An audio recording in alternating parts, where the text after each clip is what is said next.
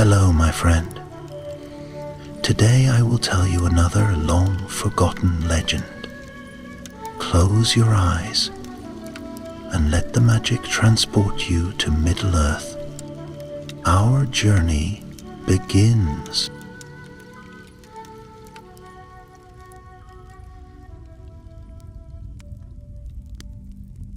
In the twilight lands of the north, where the hills rise sharp and silent beneath cold stars, there stood once a tower long forgotten. It had no name, or if it did, it was spoken only by the wind that crawled through its shattered stones. Moss clung to its walls, and owls made their roost in its broken watchroom. But in the days of kings, long before the shadow returned to the world, this tower had been a place of vigilance, an outpost of the Dunedain, guarding the wild borders of Rudor. It was here that the tale of Thalanor began. The boy was born beneath storm clouds, his first breath drawn as his mother wept alone by a dwindling fire. His father, Halmir, a ranger of the north, had not returned from patrol. Some said he fell to orcs in the misty mountains. Others whispered of darker foes in the ruins of Angmar. No body was found, only his broken sword near the ford of Bruinen, blackened as if burned by sorcery. Valinor grew in the keeping of the Dunedain, men of the wild, quiet and grim, whose blood carried the grace of Numenor, but whose fate was to guard the lands unseen and unsung. The boy learned the ways of the forest, how to walk with silence, how to read the tracks of beasts and the signs of passing foes. Yet always a fire lived in his heart, a need to know the truth of his father's end.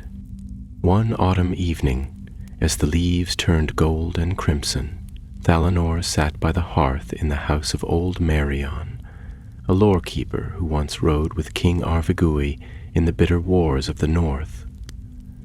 The fire crackled low, and wind scraped against the wooden shutters like claws. Marion, bent with years, leaned forward and stirred the embers.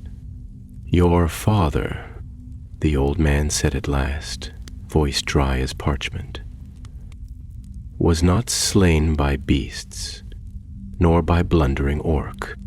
No, lad. Halmir crossed paths with something older, something terrible." Valinor's eyes burned like coals. "What do you mean?" "There are names," Marion whispered, "that even among the wise are rarely spoken. Names older than the towers of Gondor. Do you know of Morgoth?" The boy shook his head. "A servant of Sauron." Marion's hand trembled. "Older, darker. When Morgoth, the black foe of the world, ruled from Angband, he had many servants. Balrogs, dragons, traitors. But there was one whom even they feared. A disciple so secret he was never counted among the fallen captains. They called him the Forgotten Flame, for he vanished in the final war. But I believe he did not die. I believe he waited. "Wait," Thalanor said, his voice low. "I, in shadow, watching, feeding on fear, and I think your father stumbled too near his prison." The words struck like thunder. Thalanor rose. "Why tell me this now?" Marion looked him in the eye. "Because the signs return. Evil stirs in the north. Tombs opened, lights seen in ruined hills, and a name, Morgoth, whispered again. You are not a child now, Valinor. If you would walk your father's path, know this. You may find more than truth. You may find terror." That night, Thalanor could not sleep. The wind moaned through the trees, and in his dreams he saw flames dancing across black stone. A voice, cold and cruel, called his name from deep beneath the earth. By dawn, he was gone.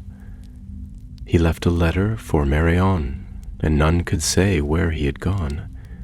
But a hunter returning from the wild claimed to have seen him heading east, toward the Barrow Downs, where the ancient dead lay restless. So the tale began. Thalinor wandered for days beneath gray skies, through silent forests and forgotten roads. At night he kept his sword close, and always he felt the press of unseen eyes. Once, beneath a moonless sky, he glimpsed a pale light among distant trees. A lantern? A wraith? He did not seek it out. On the 7th day, in a hollow of stone and fern, he came upon a stranger. A dwarf, broad-shouldered and mud-spattered, kneeling beside a broken cairn. "Hail, friend," Thalinor said, hand on hilt. The dwarf looked up, eyes wary. "Friend or foe, you speak bold for these hills. I am Thalinor of the Dunedain." The dwarf rose. "Then you are far from safety. These lands are cursed." "Perhaps," Thalinor replied, "but I seek one who may be more cursed than the land itself." The dwarf studied him, then grunted. "You seek the flame in the dark, don't you?" Thalinor blinked. "You know of it." I've seen what its shadow does to stone and soul." "Name's Orin of the Blue Mountains. I came hunting treasure in the old tombs. Found only silence and a corpse whose eyes still burned. Then let us hunt it together," Thalinor said. And so they did. Two now walked the path none dared follow, northward, toward the ruins of Angmar, where the cold wind bore whispers, and the earth still remembered the footfalls of the Witch King. And far away, beneath stone and flame, something stirred. A hand like ash curled over ancient rock. A voice, forgotten by time, whispered, "Terms, Orin comes." In the dimming light of a waning sun, the two companions trod the leaf-strewn paths that wound through the wilder lands east of Bree, where few now dared wander save beasts and darker things.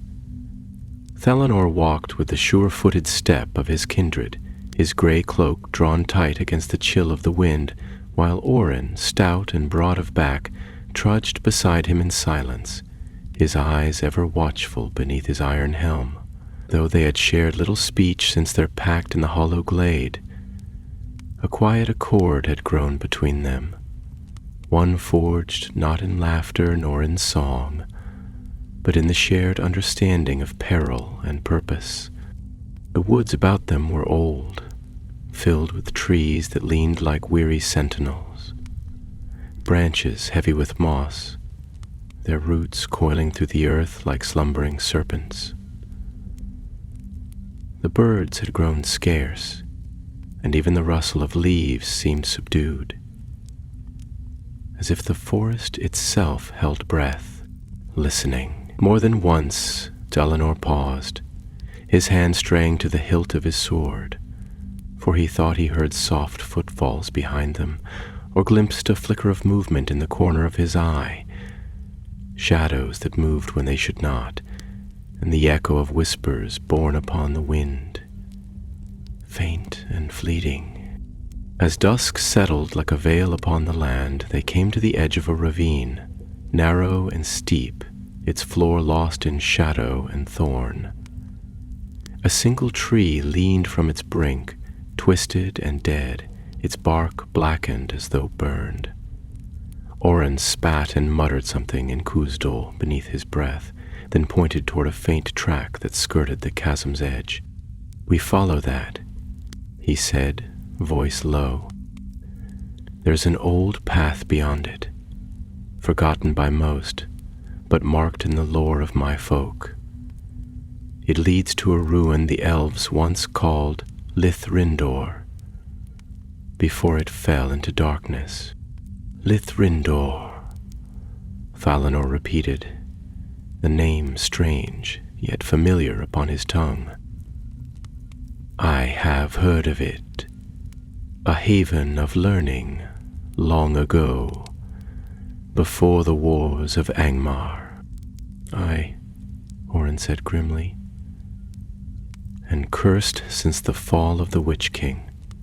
No dwarf walks there now, and the elves have long abandoned it. But if the flame you seek has returned, it will have drawn to it such places where the bones of old power lie buried beneath the earth." They followed the narrow trail into the deepening dark, and soon a silence fell heavier than before, as though even the air had grown afraid. The stars glimmered faintly above, veiled by thin clouds, and the moon had not yet risen. Only the dull crunch of boots upon fallen leaves broke the hush, and once the cry of a distant night bird, shrill and quick like a warning flung into the void. They made camp beneath an overhanging shelf of stone, half hidden among a tumble of ancient rocks, and lit a fire no larger than a cupped hand, using dry twigs and bits of resin. Orin produced a crust of bread and a sliver of cheese wrapped in linen, and they shared the meal in quiet. Valinor gazed into the flame, thoughts wandering far beyond the wood and stone around them. "Tell me," he said at length, "what did you see in that tomb you spoke of?" Orin's face tightened, and for a moment he did not answer. Then he reached into his pack and drew forth a small object, wrapped in cloth. He unrolled it slowly, revealing a shard of black glass, curved and sharp, glimmering with a dull red light that pulsed like the ember of a dying forge. "This," he said, "was in the eye of the corpse, not over it, not beneath it, in it, as if it had grown there." Valinor frowned, leaning closer. "What is it?" "I do not know," the dwarf replied. "It is not of stone, nor glass, nor gem. It burns cold to the touch. My people call such things Keturek, cursed fragments. They come from places where the earth has drunk too deeply of shadow, where the servants of the dark poured their malice into the very bones of the world." Valinor reached out, hesitated, then withdrew his hand. "And the corpse?" Orin's voice grew quieter. "It was a man once, wore the crest of Arnor upon his cloak, but he was dead for years, perhaps decades, and still the wound had not closed. The black glass pierced his skull like a crown of fire." There was a long silence between them, and the fire crackled softly. Overhead the stars wheeled in their ancient courses, and the night deepened. When at last they lay down to rest, Valinor found no sleep. He stared upward, watching the canopy above sway gently in the wind, and listened to the distant howl of a wolf upon the wind. His heart was troubled, not by fear alone, but by a sense of something unseen drawing nearer with every step they took. Though he had known the wilds all his life, he had never felt so watched, so measured by the dark. Sometime after midnight he sat up, sword drawn, and crept to the edge of their little camp. There, amid the gloom of trees, he saw a light, small and pale, drifting like a will-o'-the-wisp among the trunks. It flickered and moved, as if guided by some hidden will. Without waking Orin, he followed. The trees parted around him like a dream, the ground soft beneath his feet. The light floated onward, and he passed through arching boughs and hollow stumps, deeper into the forest, until he came upon a glade. There stood a woman. She was tall and clad in a cloak of green and silver, her hair a cascade of night black falling to her waist.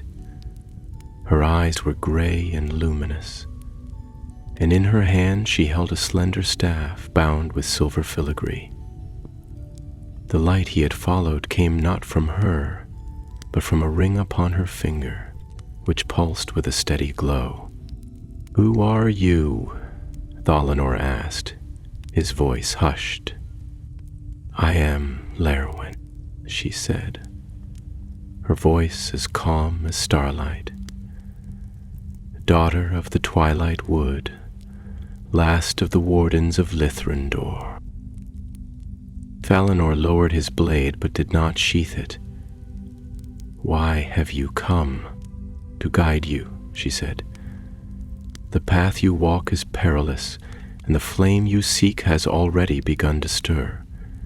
If you face it alone, you will fail." He studied her for a long moment, the stillness of the glade pressing in like the hush before a storm. "Then walk with us. Help us bring it down." Lerwin's eyes darkened, and a shadow passed over her face. "It cannot be brought down, only cast back into the dark, but I will walk with you, Ranger of the North. For your blood bears the mark of old kings, and the fire you carry is not yet spent." At that, she turned and vanished among the trees, and the light of her ring faded into the night. Thalanor stood alone, heart beating fast, unsure if what he had seen was waking or dream. But when he returned to the camp, Orin sat waiting, axe in hand, eyes narrow. "You were followed," the dwarf said. Thalanor nodded slowly. "Not followed." And so, before the dawn broke, their company became 3. The morning dawned cold and pale, with a mist that clung low to the ground and hung in the branches like the breath of unseen spirits. The forest, which by night had seemed vast and cloaked in dread, now stood solemn and still, the light of the new sun slanting through the trees like golden spears. Thalanor and Orin stood at the edge of the hollow, their breath rising in silver puffs, while the silence between them was heavy with unspoken thoughts. Lerwin had not returned, though Thalanor had searched the glade where she had stood, finding no trace of her passage save for a single leaf, veined with silver, resting atop the moss, like a sign left in purpose. Orin, dour and mistrustful by nature, watched the woods with eyes that missed little, and though he asked no questions, his fingers did not stray far from the haft of his axe. Thalanor, for his part, said only that they had gained an ally, one of the elven folk who still wandered the forgotten paths of the north, and that she would find them again when the hour was right. This explanation seemed to satisfy neither of them, but there was little to be done, for the road ahead would not wait. They struck eastward by a faint trail that twisted between hill and hollow, winding ever upward toward the gray ridges of the Weather Hills. The air grew thinner and colder, and the wind that swept down from the north bore with it the scent of old stone and withered things. Here the land had once been watched over by the rangers in strength, but now it was forsaken, and only crumbled stones remained where once towers had risen proud against the sky. The bones of Arnor lay scattered across the hills, like the grave marks of forgotten kings, and Thalanor felt a weight grow upon his spirit. as if the land itself remembered its sorrow and mourned it still. It was upon the third day after Léirwyn's appearance that they came to the ruins of Lithrindor. The forest gave way to a long slope of stone, half overgrown with lichen and thorn, where the remnants of white pillars stood leaning like teeth from the earth. A broad stair, broken and choked with weeds, rose toward an arched gateway carved into the face of a hill, above which still clung the worn image of a seven-pointed star, though much of the relief had crumbled away. Here, in the elder days, had stood a place of learning and light, where the elves of Lindon and the men of Arnor had once come together to preserve lore and wisdom before the wars of Angmar sundered all. Now it stood silent and desolate, its halls dark, its purpose lost. Orin eyed the ruins with a frown. I do not like the feel of this place. The stones speak of pride and ruin. It is the kind of silence that listens back. Valinor moved forward with care, his hand resting upon the hilt of his sword, and as he stepped beneath the gate he felt a tremor run through his limbs, not of fear alone, but of something deeper, a sense of memory stirring in the earth. The passage opened into a wide hall with columns hewn from pale stone, though now many lay toppled, their carvings eroded by time. Dust lay thick upon the floor, and here and there fragments of broken glass glittered faintly where sunlight pierced the gloom. They moved cautiously, their footsteps echoing as they explored chamber after chamber. In one room, they found a shattered desk where the blackened remains of parchment still lingered, curling like dry leaves. In another, a stone pedestal stood beneath a shaft of light, and though whatever had rested upon it was long gone, the pedestal itself was scorched by some great heat, as though touched by fire unnatural.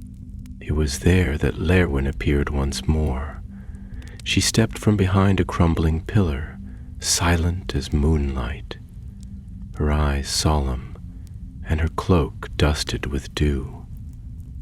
Orin turned swiftly, axe half raised, but Valinor stayed him with a word. The elf maiden regarded them both for a long moment, then walked to the pedestal and placed her hand upon the blackened stone. Here, she said, is where he touched the world again. Morgoth. The flame that was forgotten laid his hand upon this place and turned its memory to ash. Valinor stepped closer. What did he seek here? Leovin's gaze turned to him and her voice lowered to a whisper. Not knowledge, nor power, though both dwell here still. He came for the echoes, a fragment of the song of creation, sung into the stones by the elves when the world was young. There are places where the first music still lingers, faint as wind upon the sea. Léirwyn's gaze turned to him and waved his return. Orin grunted.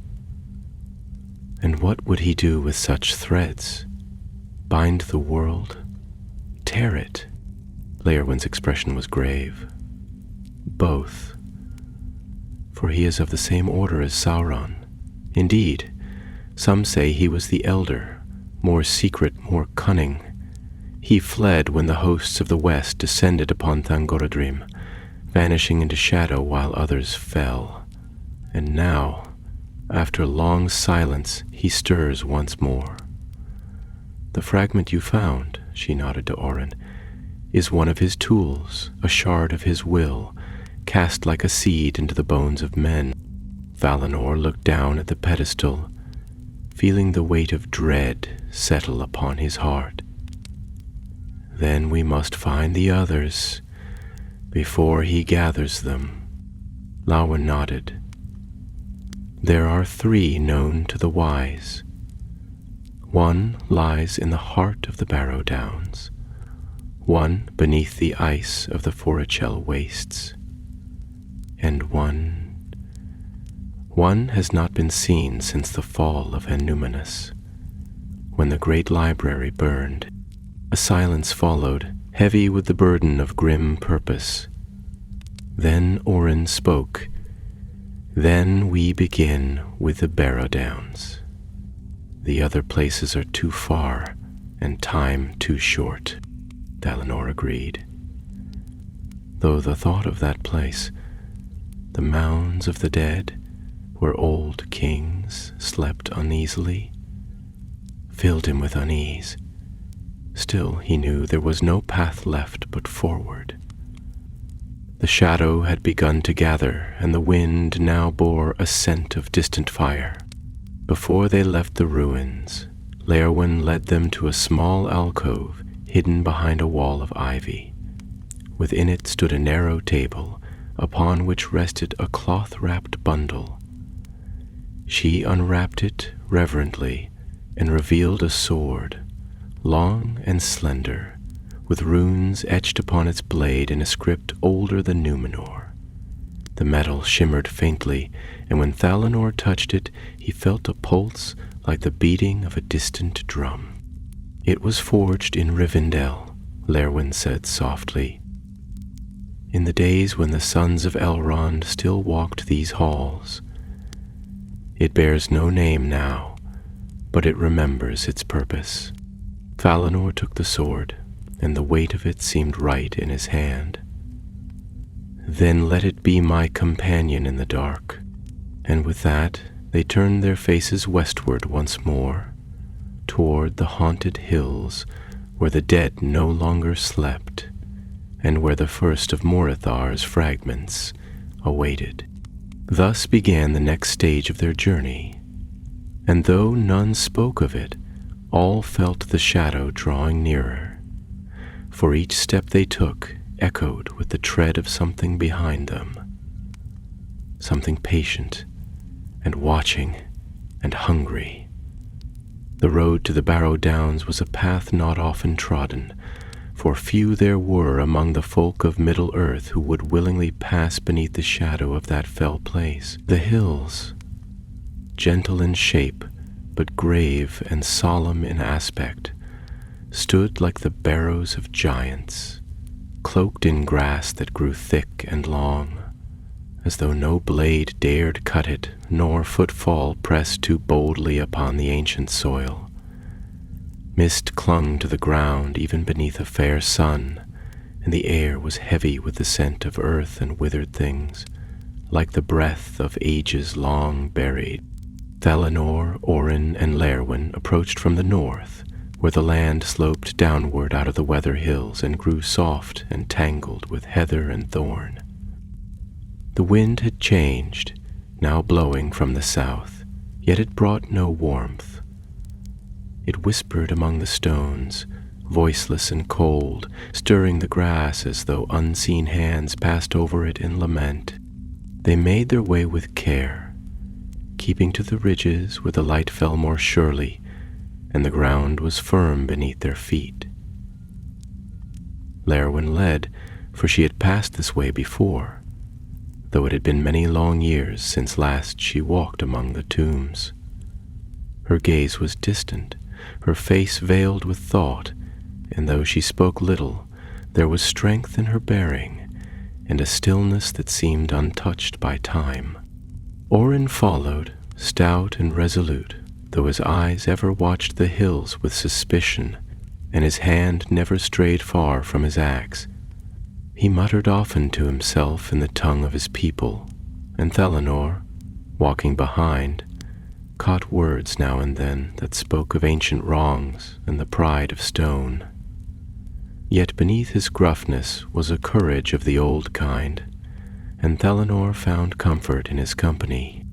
As for Thalanor, he bore the sword of Rivendell at his side, and though it had no name, he had taken to calling it Colcareth, which in the tongue of the Eldar meant bright warning, for the blade would glimmer faintly when shadow drew near.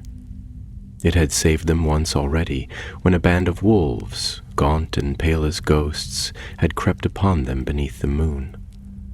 The blade had shone with cold light, and the beasts had fled howling into the dark, though no blood had been spilled.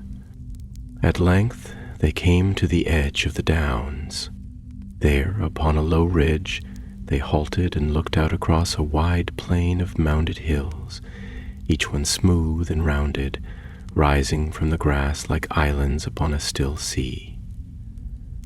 No trees grew there, and no birds sang, and the sky above seemed paler than it had before, as if the very light were dimmed by sorrow. The barrows stretched far into the distance, each marked by a ring of standing stones, some toppled, others leaning, worn smooth by wind and rain. Lerwin spoke at last, her voice soft but clear. This was once a place of honor. Here were buried the kings and lords of Cardolan before the fall of their realm. They were mighty in life, and their tombs were raised with care. But when Angmar rose and the Witch King came south, the dead were not left in peace. Dalinor's brow furrowed. You speak of the whites. Aye, Oren growled. Twisted spirits, bound to stone and bone. They wear the faces of the dead, but their hearts are dark and hollow. They are not born of their own will, Lerwin added, her gaze lingering on the distant barrows. They were called from beyond the veil, chained to this world by the sorceries of old, and Morgoth seeks now to wake them. Thalinor's hand tightened upon the hilt of his sword. Then we must find the shard before he does. They entered the downs at midday, though the sun seemed ever veiled, casting no warmth and little light. The grass rustled around their boots, and the wind carried with it a sound like a distant murmur, as though a host of unseen voices whispered beneath the earth. The path was not marked, and more than once they found themselves circling the same barrow, the stones shifting in appearance when seen from different angles. Lerwin warned them not to speak the names of the dead aloud, for the land listens, and memory lingered like a net, ready to ensnare the unwary. As evening neared, they came upon a barrow greater than the rest, its crown marked by a circle of standing stones broader than any they had seen. Upon one of these, though weathered and cracked, there remained a carving, a helm with wings, and beneath it the faint outline of a sword crossed over a scepter. Lerwin stopped and knelt before the stone. This is the tomb of Elvagar, last prince of Cardolan. He fell in battle against the Witch King, and his body was never found. Yet his people raised this mound in hope, and the bards say his spirit still lingers, defiant and unbroken. It is here, Thalinor said quietly. I feel it. Lerwin rose slowly. The shard lies within, but beware. Elvagar's tomb is not unguarded, and even now the spell that binds the dead is strong. If you enter, you must not speak, nor answer any voice that calls to you. The whites will test your will. Oren scowled.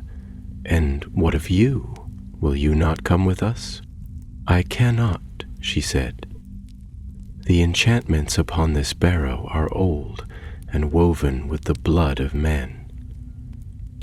I am not of this kindred, and the wards may not suffer me to pass. You must go alone. Thalinor looked to Oren, who grunted and nodded. Very well, let us be done with it. They drew torches from their packs, lighting them with care, for the gloom had deepened and the mist thickened, and the mouth of the barrow yawned before them like the gate of a tomb. Dalinar stepped forward, and with Oren beside him, they passed beneath the arch of stones and into the darkness. The air within was cold and still, thick with the scent of dust and ancient earth. The passage sloped downward, the walls lined with stone blocks carved long ago, now worn smooth with age. Their footsteps echoed faintly, though they made no sound in the dust, and the light of their torches flickered uncertainly, casting long shadows that danced along the walls like mocking wraiths. Deeper they went, and the silence pressed upon them like a weight. At times they thought they heard the rustle of cloth or the faint clink of metal far below, but each time they halted, the sound ceased. And then, after a long descent, the passage opened into a chamber vast and hollow, its ceiling lost in shadow, its walls hung with tattered banners whose sigils had faded beyond recognition. At the chamber's heart lay a stone bier, upon which rested the figure of a man clad in mail, a broken sword upon his chest, and a helm resting beside him. His face was stern, noble, and unmarked by decay, as though carved from marble, and though his eyes were closed, Valinor felt them upon him. Before the bier, upon a pedestal of dark stone, rested a shard, not of metal or stone, but something stranger, darker. It gleamed with a light of its own, red and pulsing like the heart of a dying star.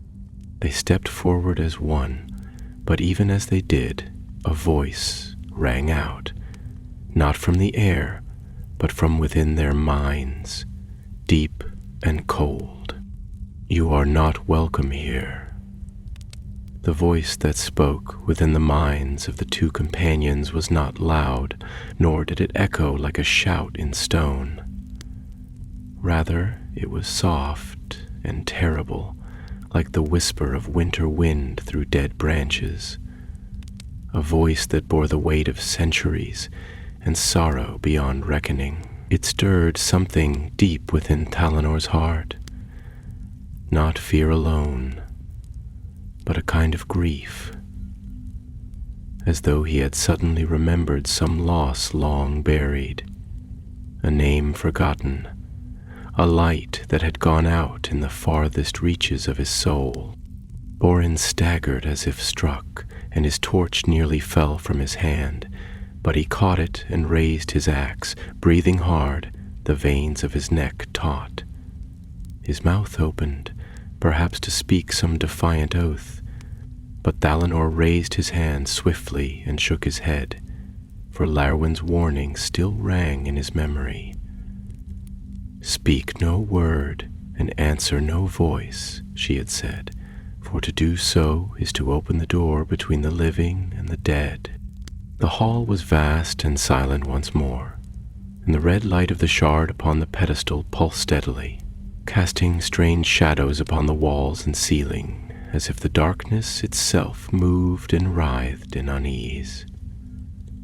The bier of the prince lay still, yet Valinor could not shake the feeling that the carved face upon it watched him, not with the malice of a wight, but with a mournful vigilance, as though the spirit within still lingered in defense of what had once been a noble realm. They stepped carefully forward, and the silence deepened.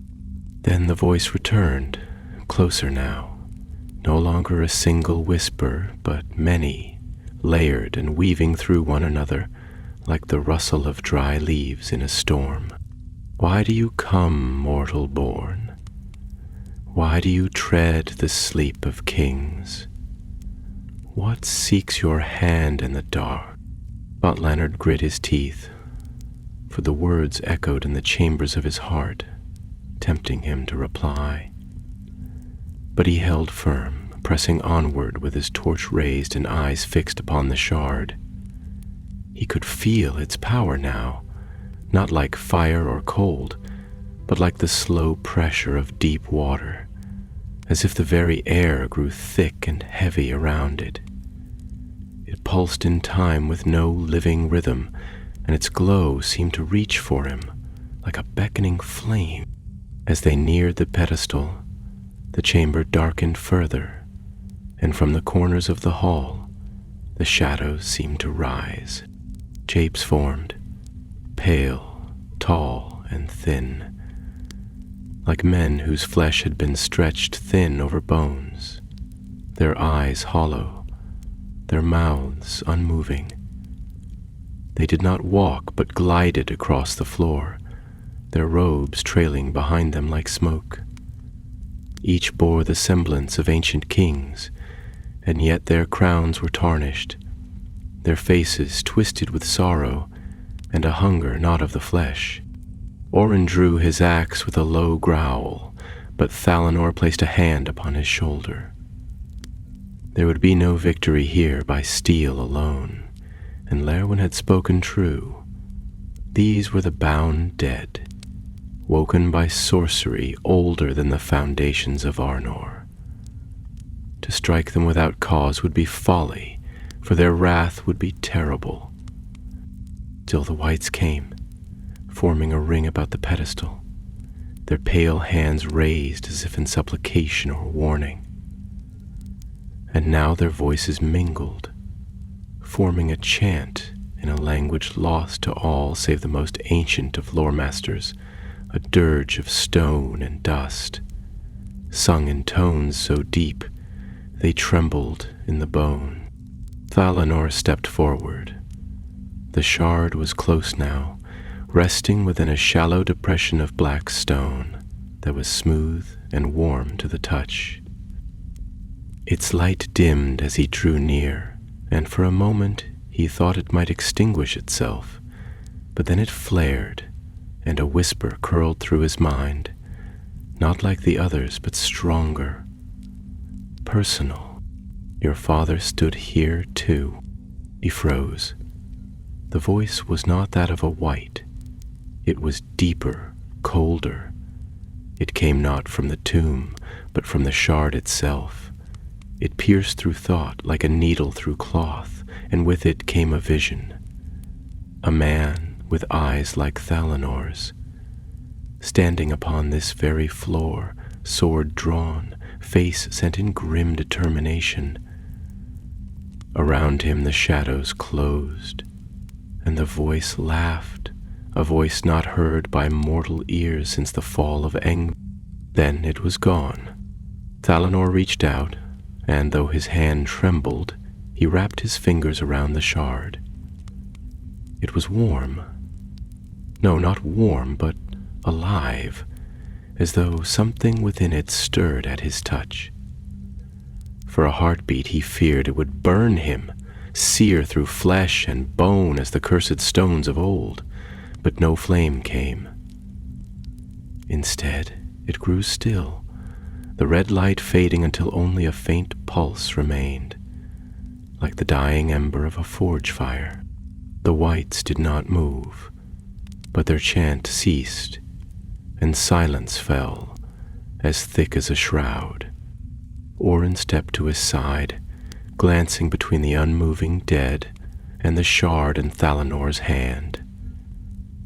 "Is it done?" he muttered, voice low. Thalanor nodded slowly.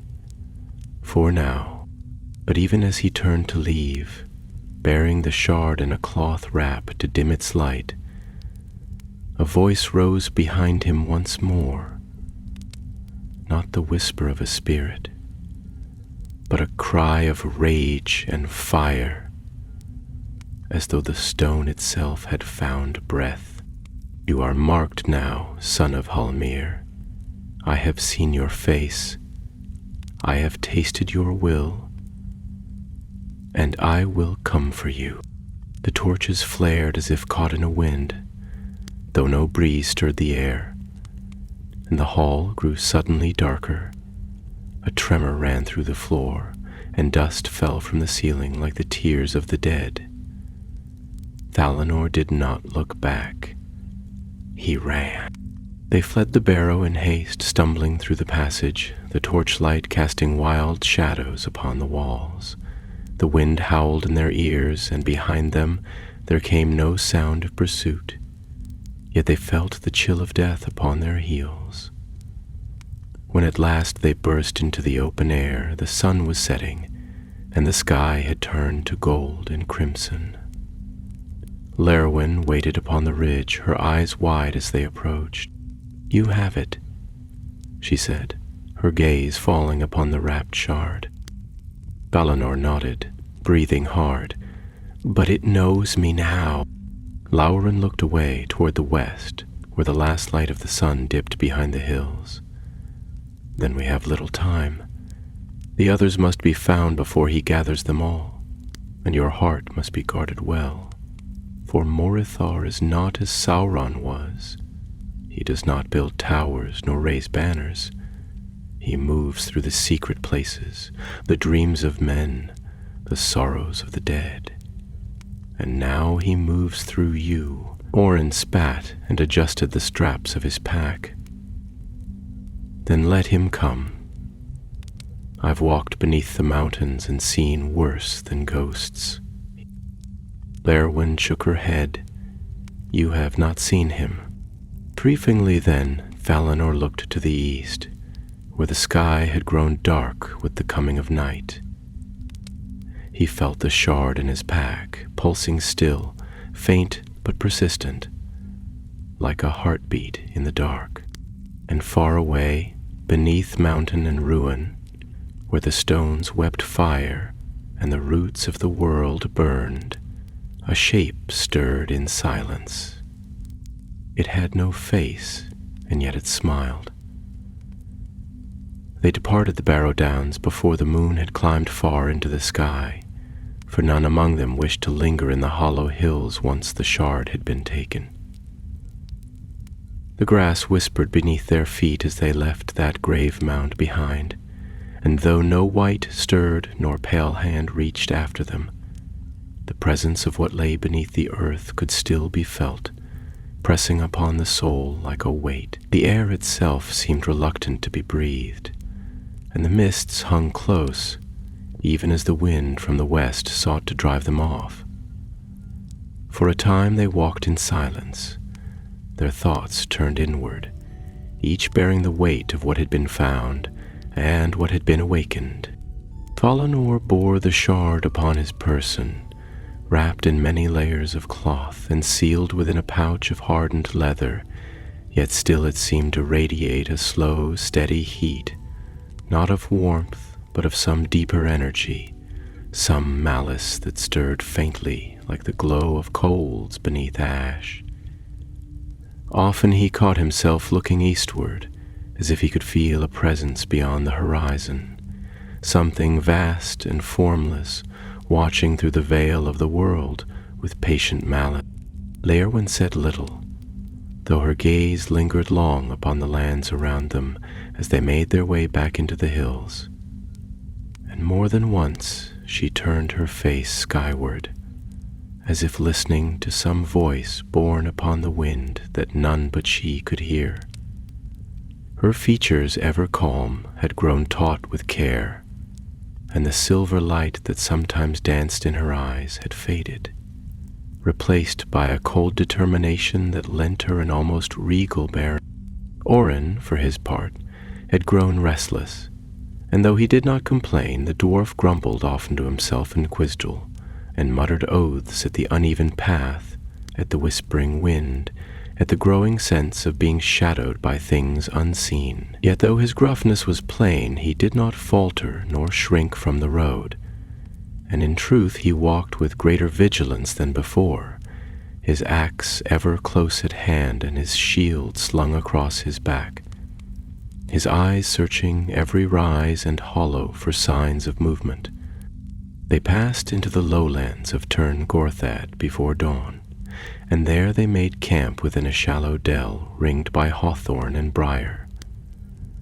The fire was small and well hidden, and they kindled it with care, for though no foe had yet shown itself, the land felt restless beneath the stars, as though the hills themselves turned uneasily in slumber. The night air was cool and clear, and far above the stars shimmered in their ancient courses, untouched by the griefs and struggles of the world below. It was then that Lerwin spoke, her voice low and measured, as she sat with her knees drawn close and her gaze fixed upon the flickering flame. Long ago, before the rise of Angmar, there was a time when the North Kingdom was strong, and the wisdom of the Eldar was not yet withdrawn. The men of Arnor and the elves of Lindan walked side by side, and the land was watched by many eyes. In those days there were whispers of a shadow that moved beneath the mountains, one that neither bore crown nor wore armor, but drifted like smoke from the ruins of the elder days. Thalanor looked toward her, the fire casting a flickering light across his face. "You speak of Morgoth?" Lerwin nodded slowly. He was never named in the tongues of the Dunedain, nor recorded in the chronicles of the West. The wise did not speak of him, and even among the Eldar his name was veiled.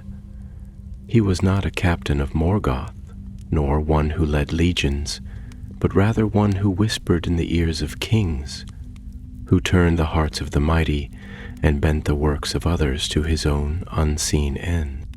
Orin snorted. "Then he is a coward, hiding in shadow while others take the blade." Veowyn's gaze shifted to the dwarf, and though her tone did not rise, there was a gravity in her voice that silenced further jest. "Do not mistake cunning for cowardice, son of the mountains. The most perilous of foes are not those who strike in wrath, but those who wait in silence and feed upon the weakness of others. Morgoth does not seek dominion as Sauron did, nor vengeance like the Balrogs of old. He seeks unraveling, the quiet ruin of all that was wrought with love or hope.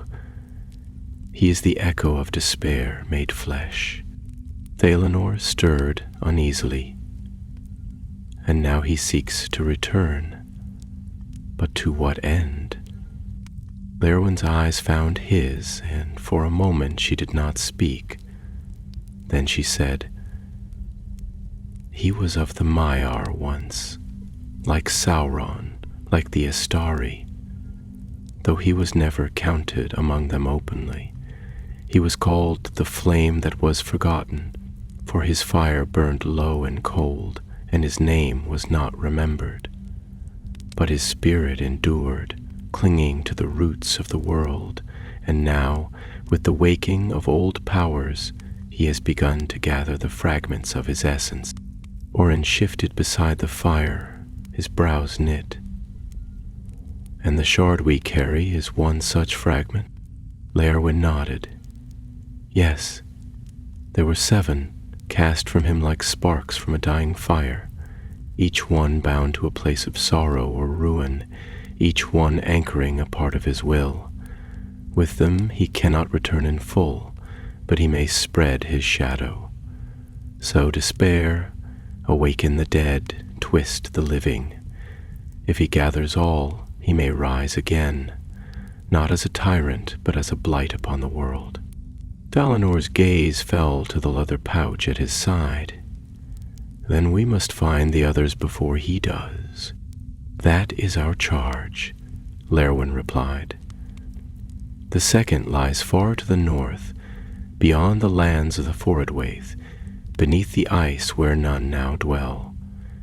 It is said to rest beneath the ruin of a city lost to snow, whose name is forgotten by all but the sea." Orin raised an eyebrow. "You mean to take us into the frozen wastes? I am no elf to dance lightly upon snow.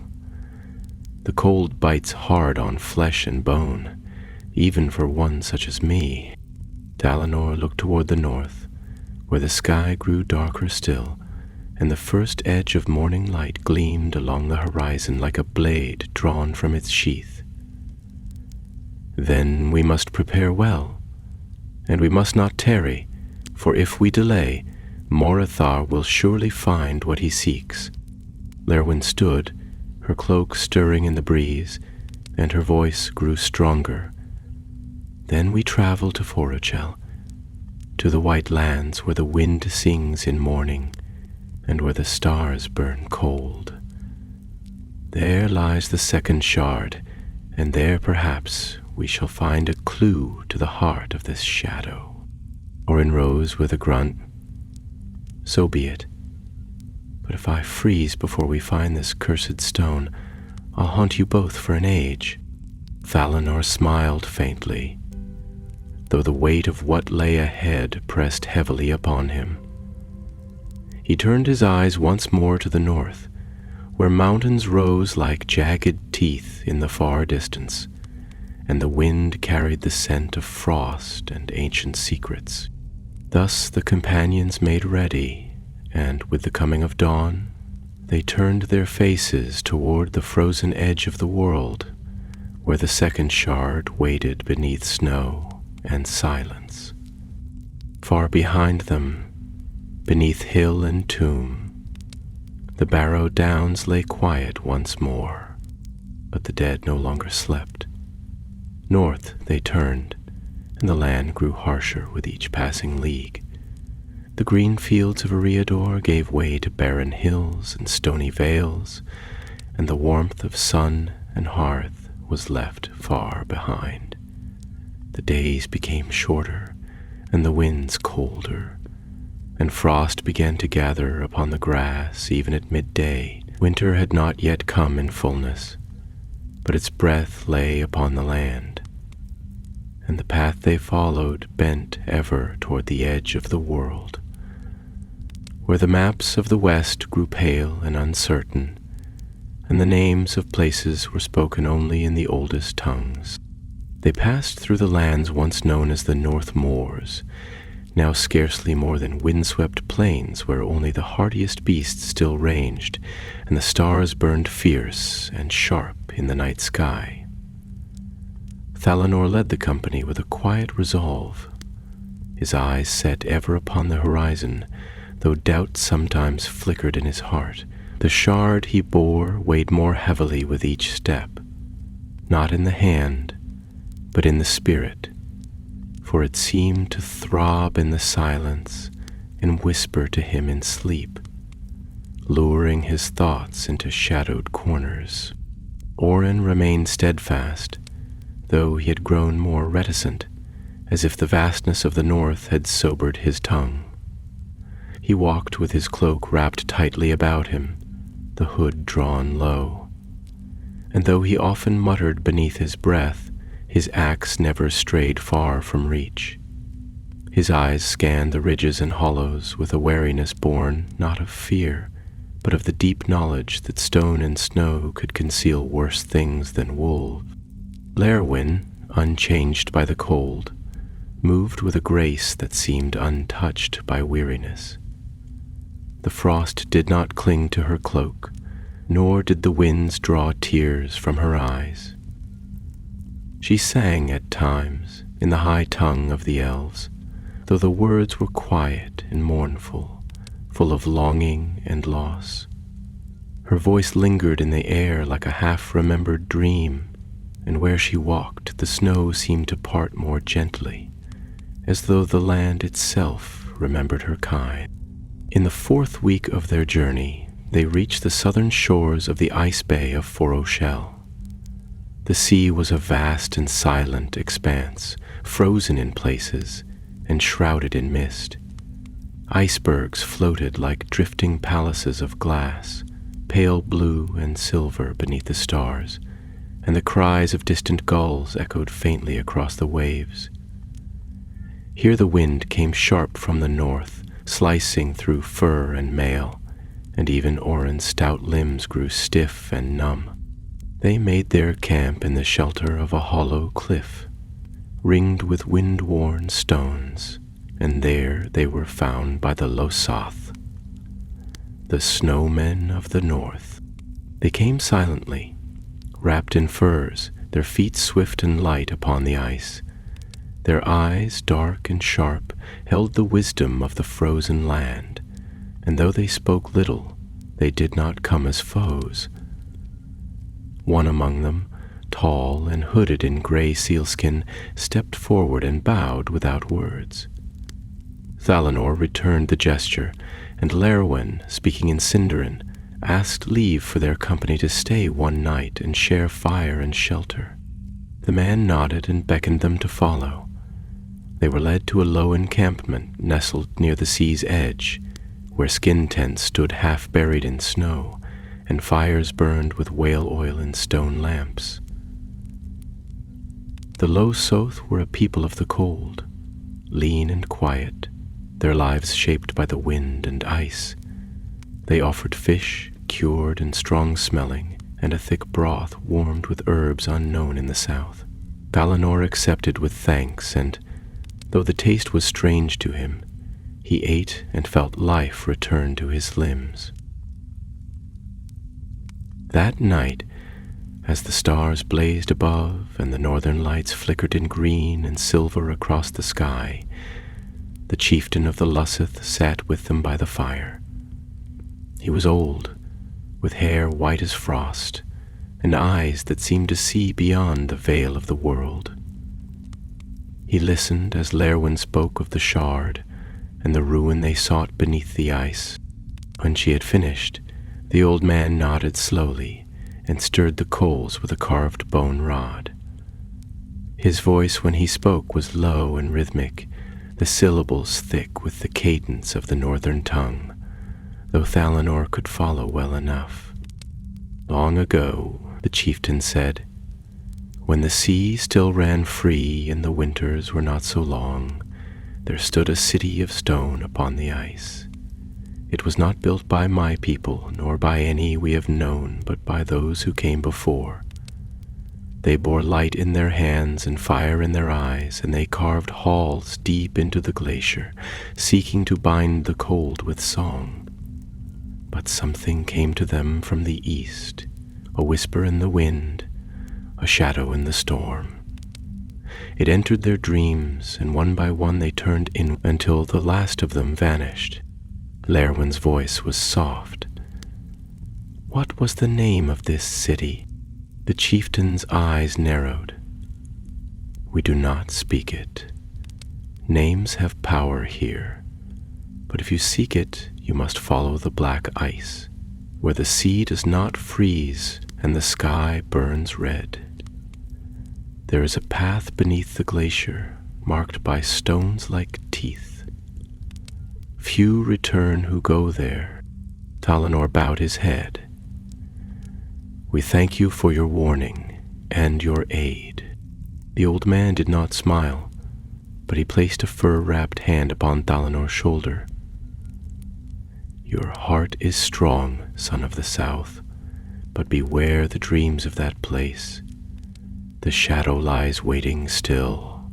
They departed before dawn, laden with supplies gifted by the Luseth, thick cloaks of sealskin, boots lined with wool, and ropes of sinew stronger than any hemp. Orin grumbled at the weight, but did not protest, and Lerwen whispered words of thanks in the old tongue of the sea. Their guide was a youth of the Luseth, swift of foot and sure of hand, who said little and watched much. His name was Taruk, and though his speech was sparse, he seemed to know the land as a wolf knows its trail.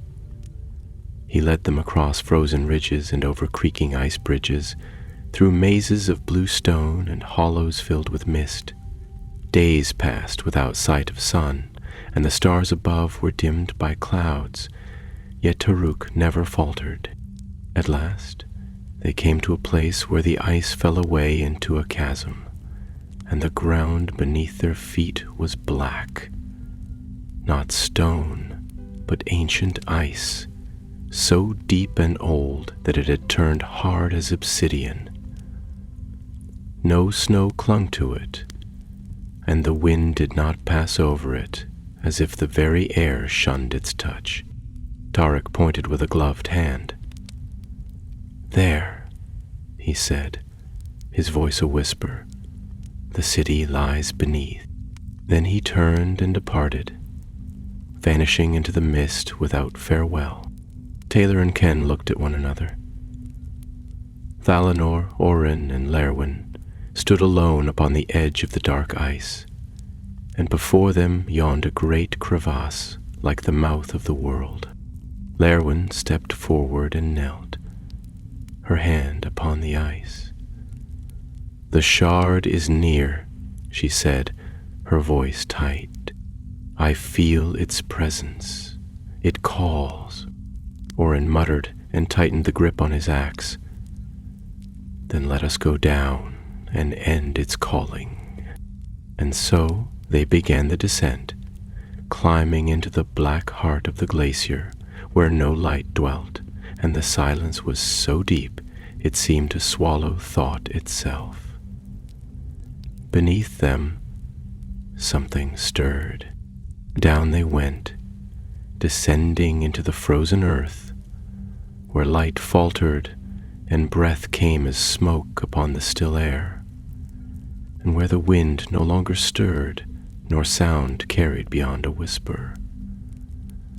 The passage into the ice was not made by nature's hand alone, for the path bore the shape of purpose. Its walls, though worn by time, bore the marks of craft, chiseled smooth in places and carved with strange signs that glimmered faintly beneath the frost, not with light, but with a memory of light, like embers long cooled.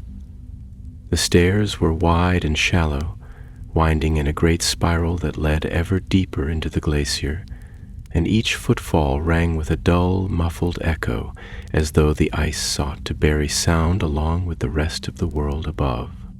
Valinor led the way, torch in hand, its flame flickering but strong, casting a red glow upon the glassy walls. Behind him came Lerwin, silent and watchful, her eyes glinting with a pale silver sheen in the gloom. Orin followed last, grumbling under his breath, but moving with the quiet care of a craftsman descending into a forgotten mine, his hand resting upon the head of his axe and his boots treading softly despite their weight. The cold was bitter now, colder than any wind-blown snowfield or mountain pass, for it was the cold of long ages, unliving, unyielding, and laden with memory. After many turnings, the stair ended, and they passed into a vast chamber hewn from the very heart of the glacier. Its ceiling arched far above, lost in shadow, and its walls were hung with drapes of ice, veined and folded like the banners of a fallen kingdom. The floor beneath their feet was smooth and clear, and through it could be seen strange shapes buried deep, pillars and vaults and fragments of statuary, as though a city had been frozen whole, trapped in time beneath the unyielding frost. No breath of air stirred in that place, and their words died quickly, swallowed by the silence of the tomb. Eowyn stepped forward and spoke, her voice soft but firm, and though her words were fair and elven-wise, they bore a tone of mourning, as one who walks the ruins of her own memory. This was once Illumel, the city of singing ice. It was not made by elf or man or dwarf, but by another people, older still, who came from the west in the elder days and sought to bind light into stone. Their names are lost and their works forgotten, but some say they walked with the Valar in the dawn of Arda. They built this place to guard a secret, and in time they perished, not by war or plague, but by silence. Valinor looked upon the frozen city beneath their feet, its towers like ghosts beneath the ice, and he felt a chill that went deeper than flesh. "Then this is a place of sorrow," he said, "and yet we must walk it." Orin spat softly, his breath a puff of steam. "Aye, and I do not trust a city without door or window. This was not made to welcome guests." They pressed onward, following a corridor that led out from the chamber and into a deeper gloom. The walls here were close, and the ice bore strange colors, glints of violet and green, as if stars had been caught within it and frozen into dreams. They passed beneath arches whose shapes defied simple geometry, and once they found a well whose depths showed no reflection, only darkness deeper than night. At length they came to a great hall, circular and vast, with pillars that rose like the trunks of mighty trees to support a ceiling lost in shadow. At its center was a dais of black ice, carved in the shape of a circle with 7 points radiating outward like the spokes of a wheel. Upon each point stood a pedestal, though 6 were empty. Upon the 7th lay the shard. It was not as the one found in the Barrow Downs. That fragment had glowed like the embers of a dying fire, quiet but steady. This one pulsed like a wound, raw and open, and its light was fierce, casting red shadows across the walls. The moment they entered the chamber, the air grew heavy, and Thelanor staggered, clutching his temples as a voice rose in his mind. Not a whisper now, but a command. "Give me back what is mine." Léwyn cried out and fell to her knees, her hands pressed against the floor, as though the very stones sang with pain. Orin roared and raised his axe, but no foe appeared. The voice rang louder, echoing through the chamber, and the torches flared wildly, as if caught in a wind that did not touch the skin. 2 sparks now drawn. Soon the flame shall be whole. I see you, Thalanor, son of Halmir. I see your fear. I see your blood. Thalanor forced himself upright, gripping the hilt of his sword with both hands. The shard upon the dais throbbed in answer, and as he approached, a shape began to form above it. Not solid, not truly seen, but felt. A figure of shadow and smoke, robed in flame with no face, only a mouth that opened to speak without end. Léwyn called out, her voice strained but clear. "Do not touch it, not yet. It will bind to you, and you are not ready." But the voice pressed harder, and now it was no longer alone. Others rose with it, cries of anguish, of hatred, of longing. They circled in his mind, and Thalanor saw visions of fire and ruin, of towers crumbling beneath stars, of his father standing alone against a darkness that whispered in his ear. Then he saw himself, crowned in flame, holding not a sword but a chain. He stepped back.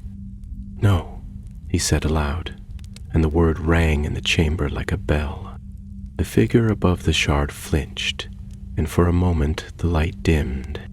Léwyn rose to her feet, her staff in hand, and a white light sprang forth from its tip, driving back the gloom. "Begone, Morethar! This soul is not yours!"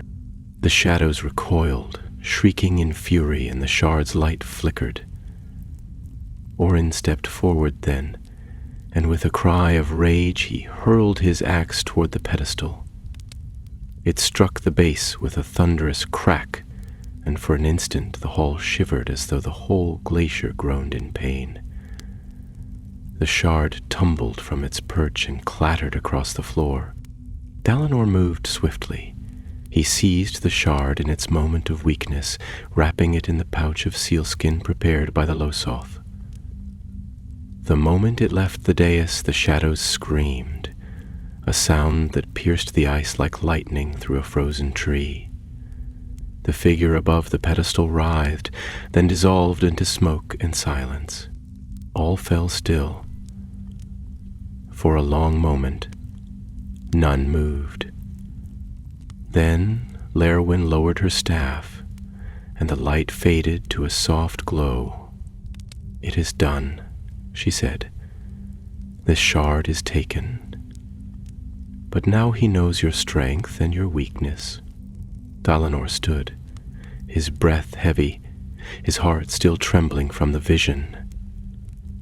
"He will come faster now. He fears us." Orin retrieved his axe, now notched but whole. "Let him come. We've taken 2 of his teeth. Let's see how he bites now." But even as he spoke, a sound rose from the depths of the glacier. It was not a voice, nor a wind, nor the cry of any beast. It was the sound of footsteps, slow, deliberate, and coming from beneath the ice. The sound of the footsteps echoed through the deep, hollow halls like the tolling of a bell, buried far beneath stone. Though slow and measured, each step rang with dreadful finality, and the frost upon the walls seemed to shudder in response. No form could yet be seen, nor any clear shape discerned in the gloom beyond the edge of the great hall. But all 3 companions turned at once, their eyes drawn toward the darkened archway from whence the sound issued, like breath from a slumbering foe. Orin raised his axe without a word, his stance firm, though the gleam in his eye was wary, for he had heard such steps once before in the deeps of Mount Graham, when something ancient had awoken beneath stone and slain half a company of his kin. Thalanor stepped forward beside him. The sword Kelchereth now bared, and the blade gave off a cold silver light, as though answering the dark with its own song of defiance. Lerwin did not speak, but her hand touched the runes upon her staff, and a faint glow kindled there, white and pure, flickering like starlight behind a veil of mist. Then the steps ceased. Silence fell like a cloak, thick and impenetrable, and for a moment all breath seemed held and waiting. Out of the darkness stepped a figure, tall and robed, its limbs wrapped in bands of tattered cloth, blackened by time and scorched in places as though marked by fire. Its face was hidden beneath a mask of iron, wrought in the likeness of a man's countenance, but twisted subtly in its form. Its eyes too deep set, its mouth a frozen line that hinted at neither speech nor silence, but at something that had forgotten both. In its right hand it bore a staff of black metal, smooth and without marking, and its left hung limp at its side, long-fingered and still. Larowin spoke, and her voice rang clear and cold. "You are no wight, nor spirit of this ice. Name yourself, or be gone." The figure did not move, but from behind the mask came a sound, not speech, but a rasping breath, like wind drawn through the cracks of a sealed tomb. Then, slowly, it raised the black staff and pointed toward Thalanor. From behind the mask came a voice, deep and grating, each word falling with the weight of stone upon stone. "He bears the second. The fire shall rise. The seal shall break." Thalanor stepped forward, the sword shining brighter in his hand. "I know what I bear, and I know what you serve." The figure tilted its head, as if studying him, and for a moment Thalanor felt a pressure in his mind, cold and searching, like fingers of ice slipping behind the eyes. But he gritted his teeth and held firm, focusing his will like a flame against the dark, and the presence withdrew, though not in defeat. The masked figure lowered its staff, and the voice came again, quieter now, almost curious. "You resist, as your father did. He died in fire. Will you do the same?" At those words, a fury rose in Thalanor, sharp and sudden, but Lerwen laid a hand upon his shoulder and spoke swiftly in the speech of the Eldar, though he understood it well enough. "This is no living thing. It is a fragment, a vessel, bound by the will of another. Morgoth sends his servants now, not dreams. We must not let them delay us." Orin took a step forward and spat upon the floor. "Then let us break it." Without waiting for further parley, the dwarf sprang forward, his axe rising in a great arc, but before the blow could fall, the figure raised its staff and struck the ground. A pulse of force swept outward, unseen yet terrible, and Orin was flung back across the hall like a leaf in a storm, striking the wall with a grunt and falling still. Calgerith flared in Thalanor's hand, its light lancing out toward the figure, but the dark-robed thing raised its arm in answer, and the blade's fire dimmed, not quenched, but muffled as though cast beneath water. Lerwen stepped between Thalanor and the foe, her voice rising in song, a chant of power and warding from the elder days. Her staff glowed brighter, and the shadows recoiled, but the figure did not fall. Instead it moved with slow certainty, circling the dais as if it sought to place itself between them and the path of retreat. "Leave this place," Thalanor cried, his voice echoing through the hall. "Your master shall not rise. We will break his shards and scatter them to the winds." For the first time the figure moved with speed. Its hand rose, and from the staff burst a wave of cold, not the chill of snow or wind, but a deathly frost, sharp and piercing, that turned the very breath to ice. Thalanor raised his sword to shield them, and the light of Calcaris flared once more, battling the dark with a brilliance born of ancient craft. Lerwen added her voice to the light, and the hall became a place of clashing powers. Fire and frost, shadow and star, each struggling to overcome the other in a silence broken only by the singing of steel and the cry of the elven tongue. Then Orin rose. With a roar that rang like a war drum, he hurled himself once more at the figure, and this time the axe found its mark. The blade struck the staff, and a sound like thunder cracked through the icebound hall. The staff split in two, and a burst of darkness poured from it, scattering like smoke on the wind. The masked figure staggered, and Thalanor, seizing the moment, drove Calcarith forward, the blade piercing the figure's chest with a flash of light. The figure froze.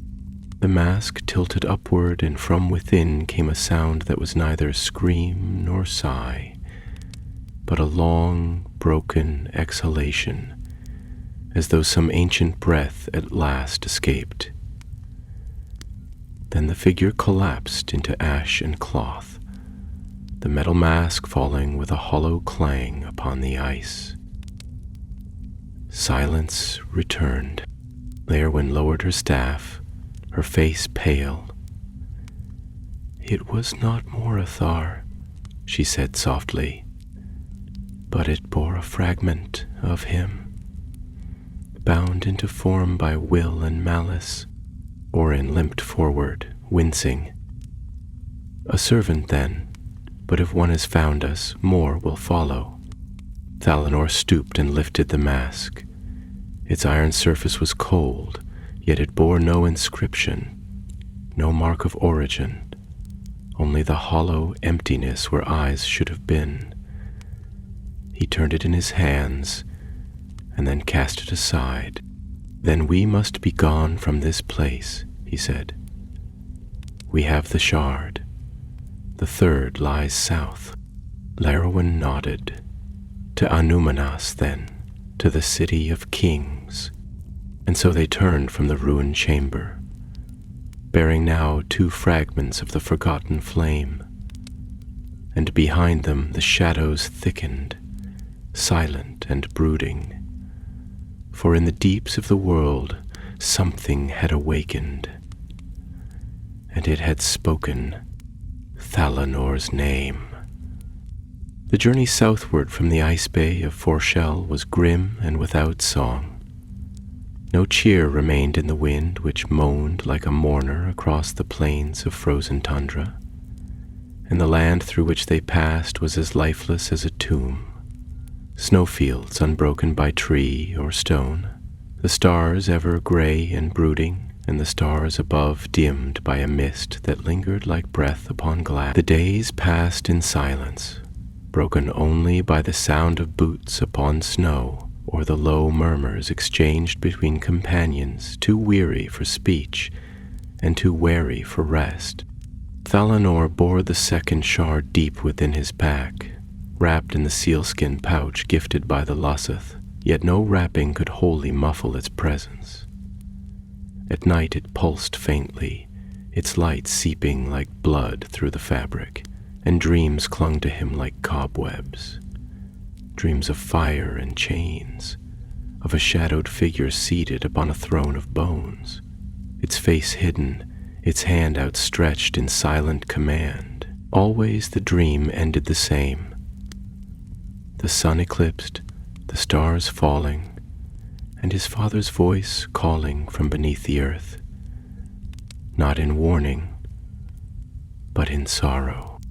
Erwin watched him with eyes that missed little, and often she would rise before dawn and speak quiet words into the wind, as though sending messages upon the air to those who still listened in distant lands.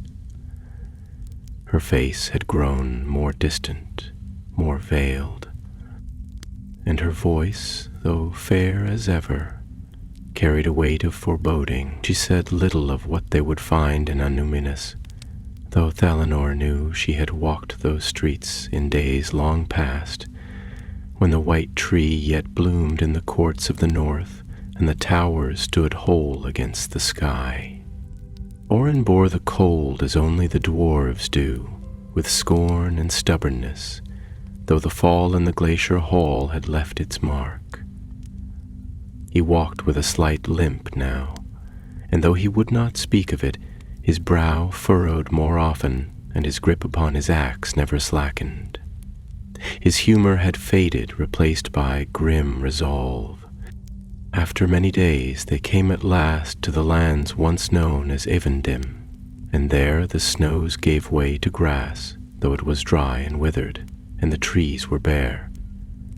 The great lake of Nenúiel stretched out before them, wide and still, its waters dark beneath the overcast sky, and upon its southern shore stood the ruins of Annúminas, the city of kings. Once it had been the seat of Arlendil, High King of Arnor, built with white stone and crowned with silver domes, a city of music and wisdom, beloved by the Dúnedain and guarded by the faithful.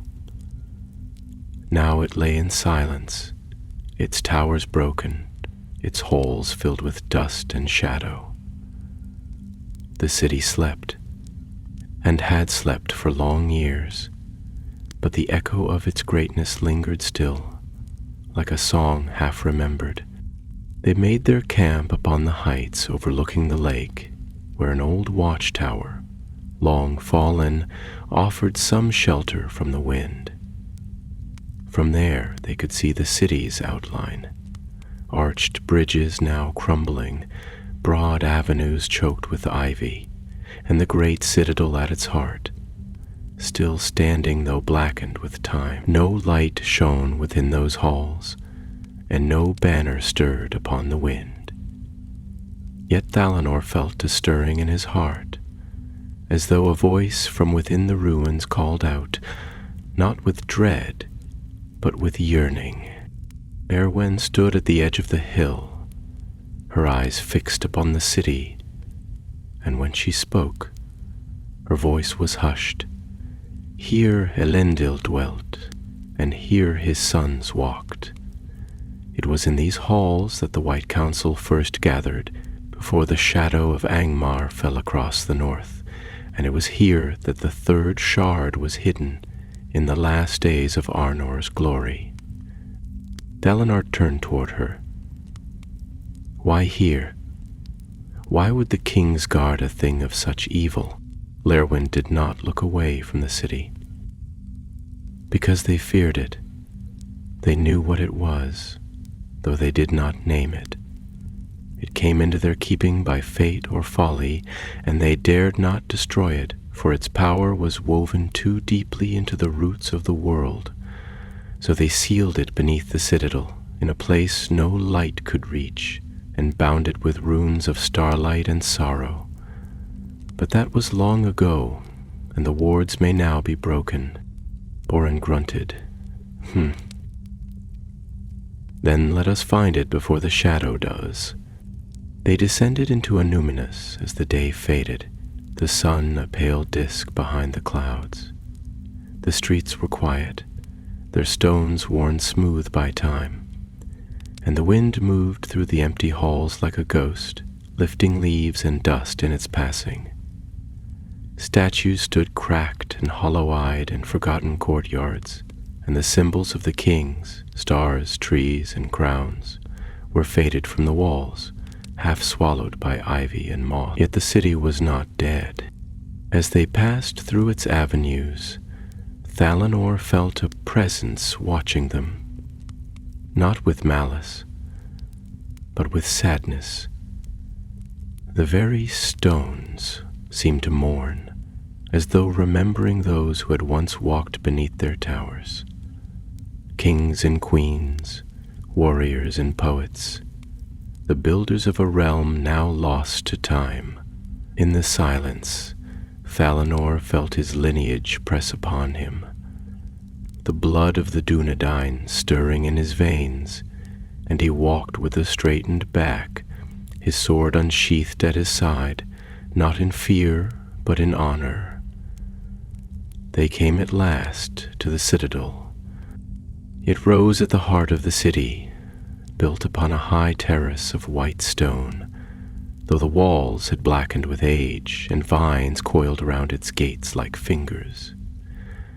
The doors were of oak, bound in silver, now dark with rust and rot, but they still stood, and no hand had broken them. Larwin stepped forward and placed her palm upon the wood, and the air grew still. In a voice quiet and old, she spoke words of opening in the tongue of the Eldar. The gates opened with a deep groan. Within was darkness. They passed into the Hall of Kings, and there the air was heavy with dust and silence. High above, the vaulted ceiling still held fragments of a mosaic, stars wrought in gold and blue, though many had fallen. Thrones of stone lined the chamber, their seats empty, their names long worn away. And at the far end stood a single pillar, carved with many runes, at whose base lay a stair descending into the depths. Lerwin turned to Thalinor. Below is the vault. The shard lies there, if it has not already been taken. Thalinor nodded and drew his cloak close. The cold here was different from the frost of Foreshell. It was the cold of memory, of grief undisturbed, and of powers long buried. They descended into the deep. The stair wound down through the stone, lit only by torchlight, and the walls were lined with faded tapestries and forgotten weapons, rusted and brittle. The path narrowed, and the air grew close, and at length they came to a door of black stone, without handle or keyhole. Upon it was carved a single star, and around it were 7 circles, each marked by a different. Thalinor reached into his pack and withdrew the first shard. It pulsed softly, and the runes upon the door glimmered faintly. Lerwin stepped forward and held out her hand.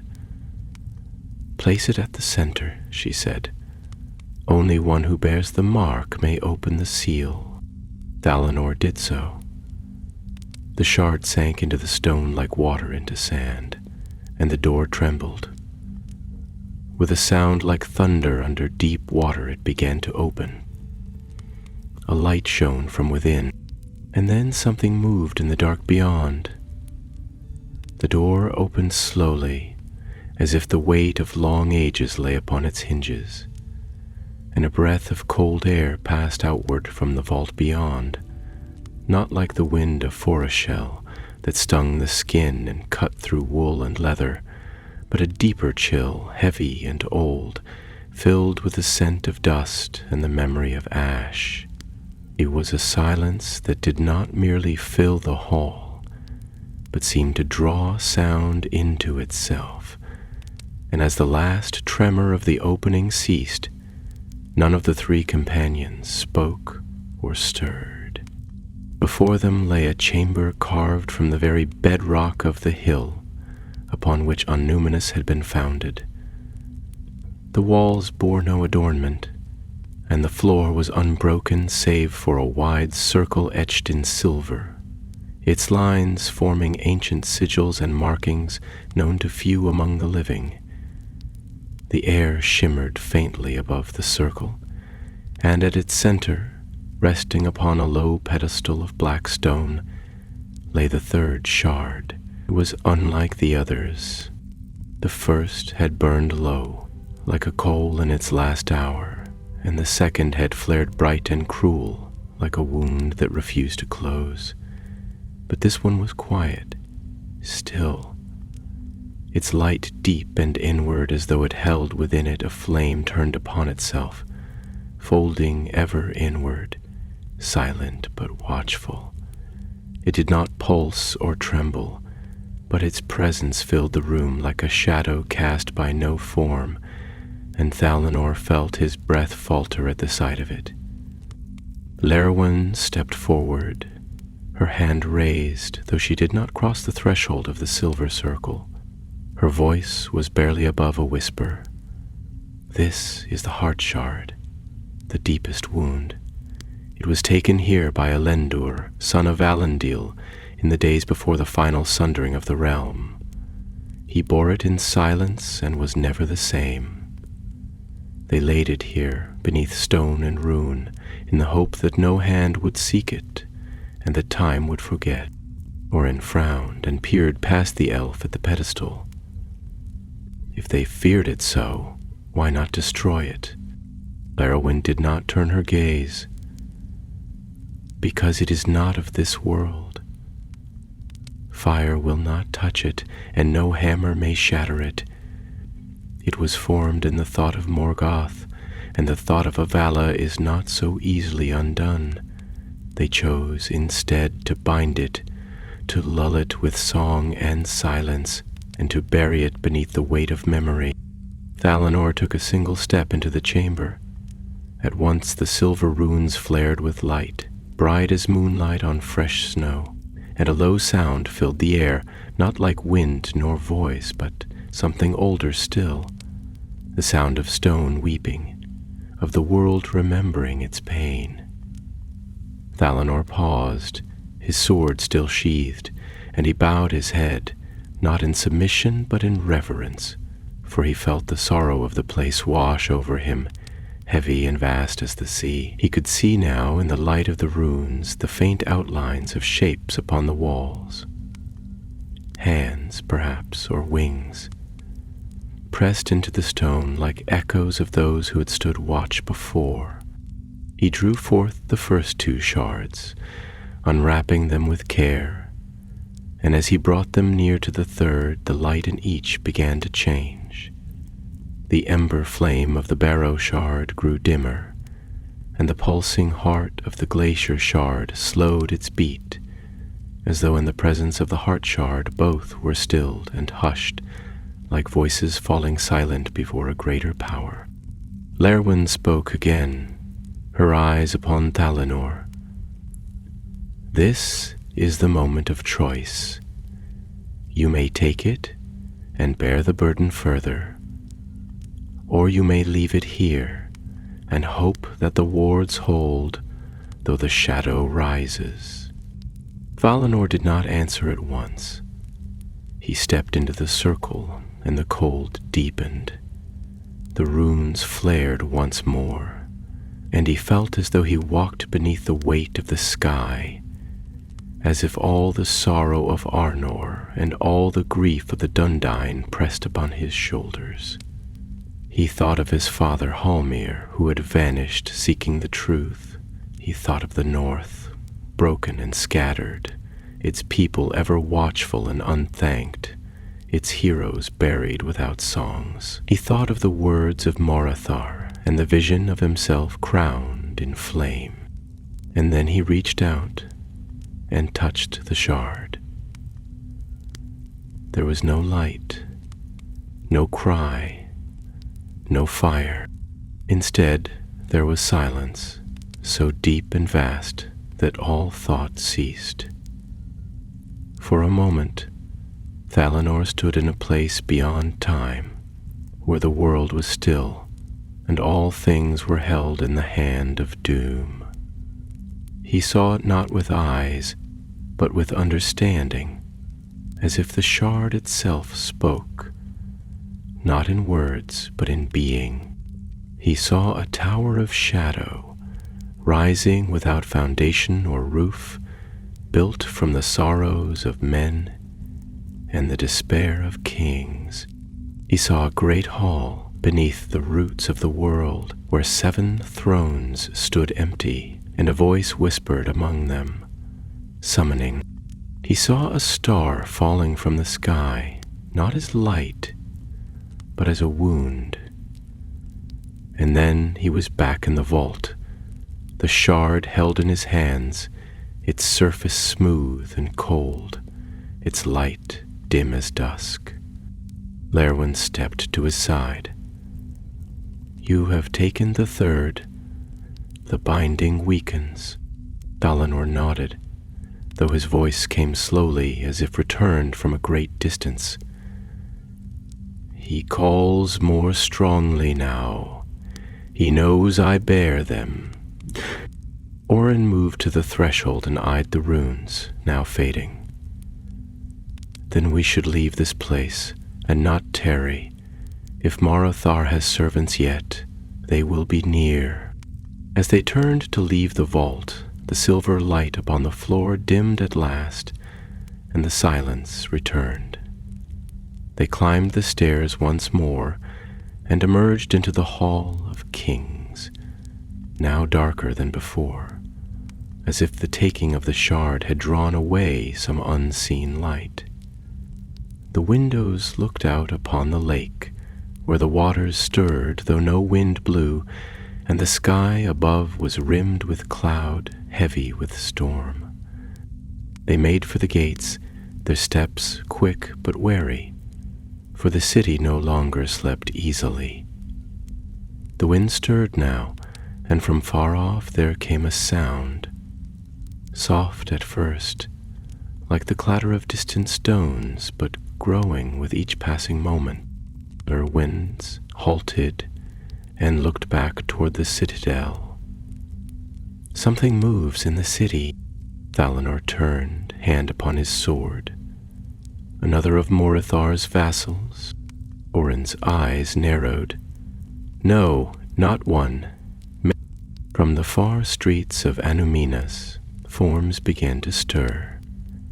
Shadows in armor, faces hidden beneath helms of rust and gold, eyes lit with the fire of old hate.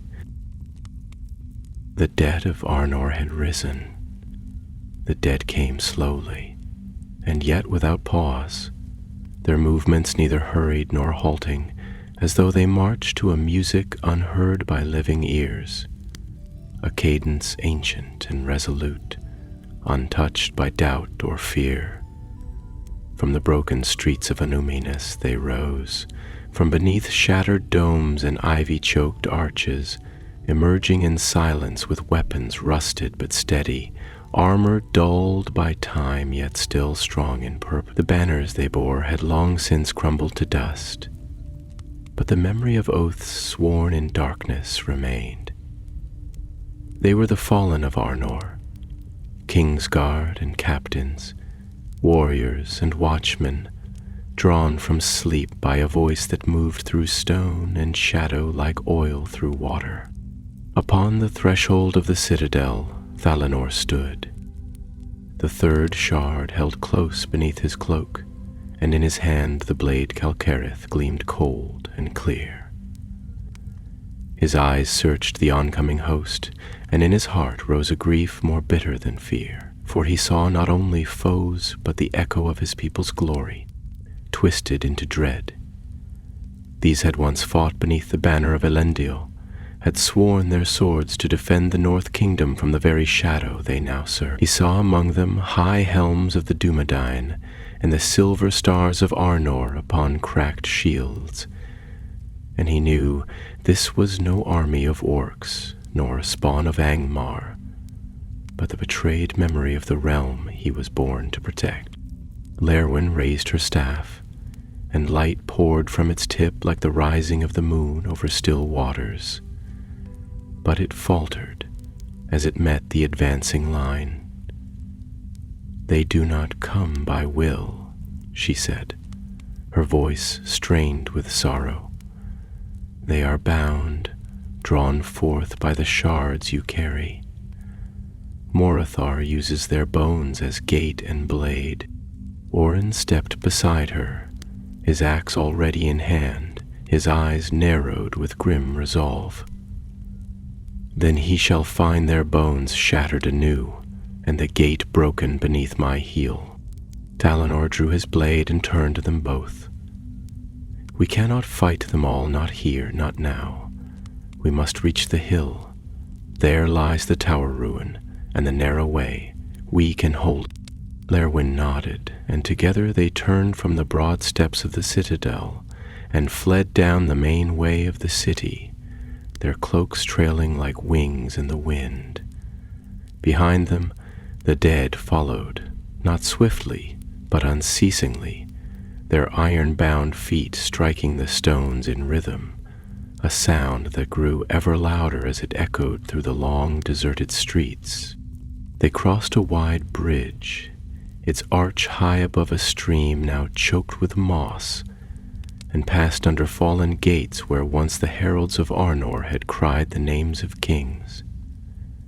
The wind howled around them, and the sky darkened as clouds gathered in tumult overhead, the sun swallowed by storm. The lake of Nenuil, once calm, now churned with unseen currents, as though the water itself recoiled from the awakening of that which had slumbered too long. When at last they reached the hilltop watchtower, they found it as they had left it, broken, leaning, its stones scattered across the slope like teeth. Yet it stood still, and beneath its shadow the path narrowed between two great boulders, where even many foes could come only a few at a time. Orin planted himself in the gap, his axe resting across his knees. "Let them come. They will not pass me." Thalanor turned to Lerwin and drew forth the 3 shards, each one now trembling with a light that pulsed in time with the rising storm. "If there is a way to end this, it must be now. If these fragments are not broken, then he will draw the rest to them. He will rise." Lerwin's face was pale, and her eyes burned with urgency. "There is one hope. When the Valar cast down Morgoth, they tore his essence from the world, but not utterly. That which was made by his will cannot be unmade by steel or fire, but it can be severed from the world of form. There is a song known only to the eldest among the Eldar, a song of unmaking, a lament of light that turns creation back upon itself. It must be sung at the height of the storm, when sky and earth meet, and it must be sung with the shards as anchor and sacrifice. Orin turned his head. A song? You mean to sing at ghosts and hope they vanish? Lerwin smiled faintly, a shadow of mirth in her eyes. You will hold the line. That is your part. Mine is to sing. Valinor must be the bearer, for the shards know his blood. The ranger nodded, his hands tightening upon the relics. Then let it be done. Already the dead crested the ridge below, their lines stretching wide, their helms gleaming dully in the stormlight. The first wave ascended with shields raised and spears ready, and Orin met them with the fury of mountains, his axe flashing with every stroke, biting through rusted mail and shadow flesh alike. The narrow path held, and the dead fell one by one, but more pressed on behind them, heedless of fear or pain. Lerwin stepped to the highest stone of the tower's ruin and raised her voice. At first it was low, soft and clear, like the song of a river beneath starlight. The words were in Quenya, the tongue of Valinor, and though Valinor did not understand their meaning, their sound struck the heart with wonder. Slowly the wind rose in answer, and the clouds above churned as if listening. The shards in Thalinor's hands grew hot, their light brightening, then flickering like candles in a tempest. The dead shrieked, not with rage, but with sorrow, and faltered. Lerwin's voice rose higher, full of grief and glory, and the very stones of the hill trembled. Lightning flashed across the sky, and the lake below boiled and roared as the storm broke. Rain poured in torrents, but still the song rose, and the shards pulsed, then cracked, lines of light racing across their surfaces. Valinor held them aloft. The sky split, and from the clouds there descended a blaze of white flame, not of heat but of purity, falling upon the shards like the hand of a star. There was no cry, no blast, only silence. The shards were gone. The dead froze where they stood. One by one they fell. The wind fell still. The rain ceased. The storm passed. Lerwin knelt upon the stones, her voice fading into a whisper. Orin, bloodied and spent, leaned upon his axe, breathing hard. Valinor stood unmoving, his arms still raised, though they now held nothing. The silence was vast, and in it there came a voice, not from the sky nor from the earth, but from within. You have delayed me, but even broken flame may spread. I will return. Dalinor's heart did not quail. He spoke aloud. Then we will stand again. The shadow withdrew. The dawn rose over the lake, golden and bright, and the city of Numinous gleamed once more beneath the light of the sun. Valinor, Lerwin, and Orin stood upon the high hill, weary and wounded, but whole. The dark disciple of Morgoth had been named. He had been faced. And though the victory was not complete, it was enough. For now